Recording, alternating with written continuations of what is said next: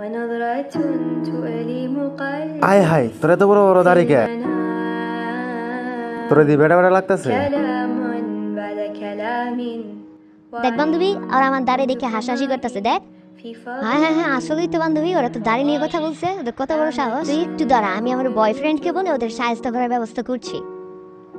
لما لا لما لا لا لا لا لا لا لا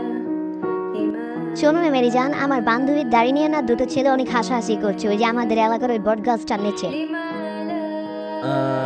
আচ্ছা তুমি একটা কাম করো তোমরা বাসায় যাও আমরা ওর ওই ব্যাপারটা দেখে নিতেছি প্যারা নিও না তুমি বাসায় চলে যাও এই তো মামা একটা ঝামেলা হয়েছে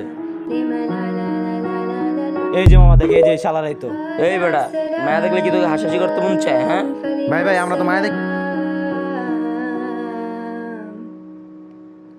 এই মামা চাপ চাপ চাপ চাপ تؤلم قلبي